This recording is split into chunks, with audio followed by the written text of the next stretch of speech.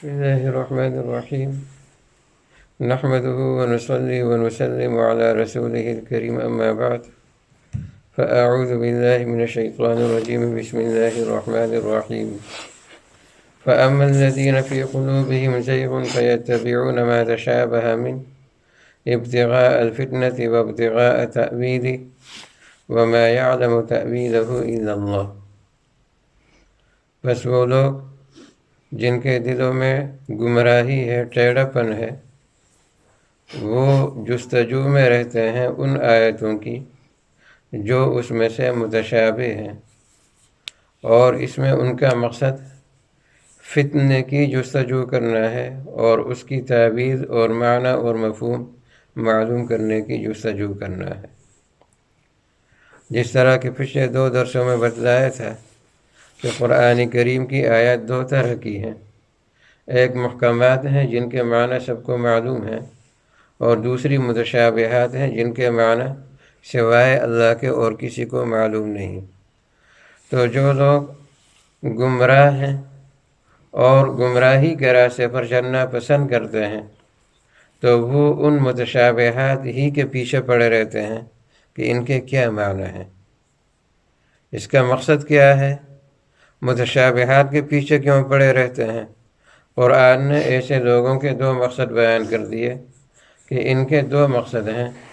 ایک یہ کہ لوگوں میں فتنہ پھیلانا، یعنی اس طرح کی سچویشن سامنے رکھنا یا اس طرح کا سوال سامنے رکھنا یا اس طرح کا معمہ سامنے رکھنا کہ لوگ پریشان ہو جائیں اور الجھن میں پڑ جائیں اور ڈیبیٹ میں پڑ جائیں اور جو اصل مقصد ہے عملی زندگی اس سے محروم رہیں. یہ ان کا مقصد ہے اور ظاہر ہے کہ یہ گمراہی ہے.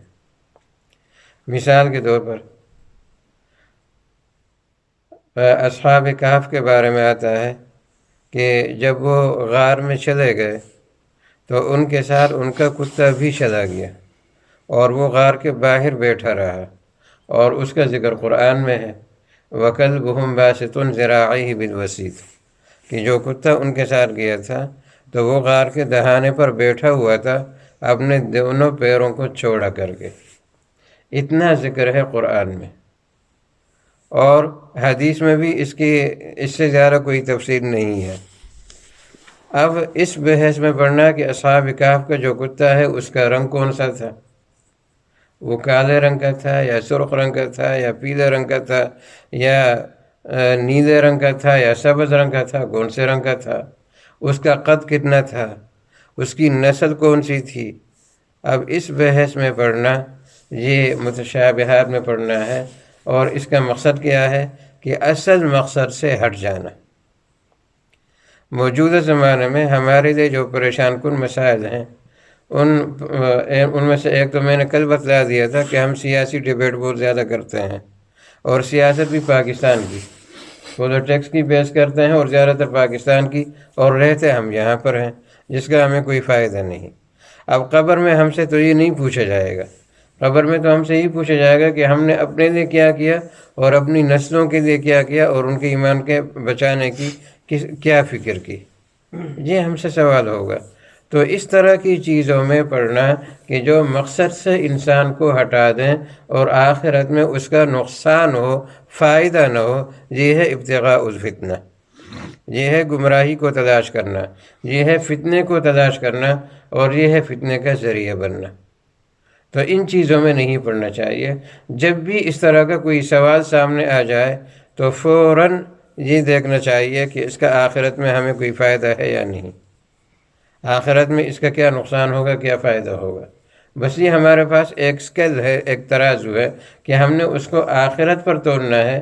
اگر آخرت میں ہمیں اس کا فائدہ نظر آتا ہے تو ٹھیک ہے، اگر آخرت میں فائدہ نظر نہیں آتا تو یہ کہیں ابتغاء الفتنہ میں نہ آ جائے، اور یہ فتنہ میں اور گمراہی میں اور وقت کے ضیاع میں نہ آ جائے، ٹائم ویسٹنگ میں نہ آ جائے. اس سے اپنے آپ کو بچانا یہ بہت زیادہ ضروری ہے.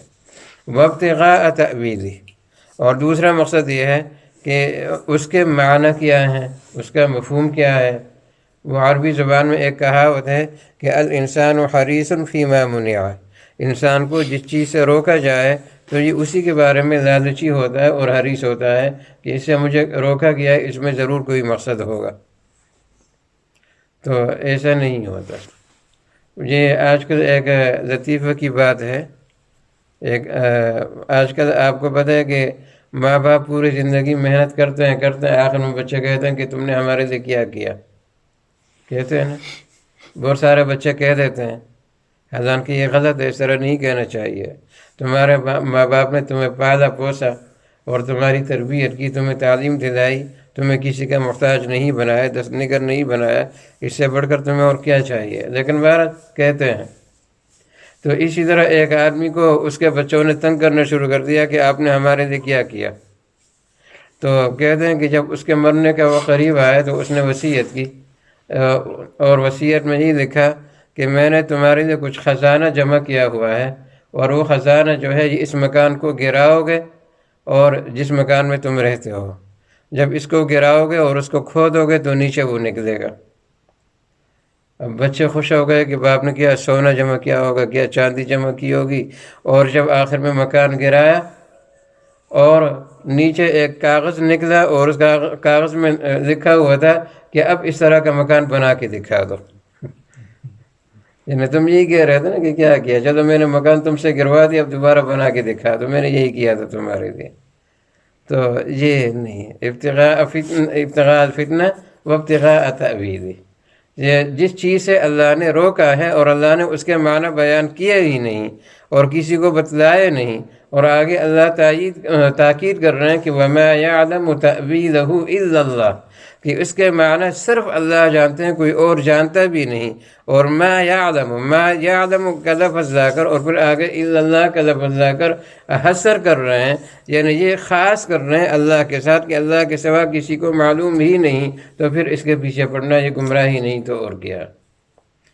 اور جو راسخ فی العلم ہیں، ایسے علماء ہیں جو اپنے علم میں بہت زیادہ مضبوط ہیں، اسٹرانگ ہیں، وہ متشابہات کے بارے میں کیا کہتے ہیں؟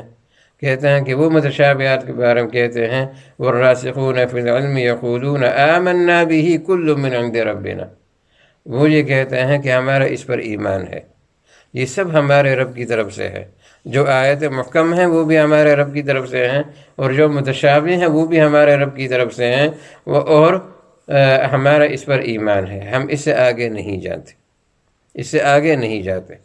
اس کے معنی کیا ہیں، اس کا مفہوم کیا ہو سکتا ہے، یہ ہو سکتا ہے، وہ ہو سکتا ہے، اس بحث میں ہم نہیں پڑھتے۔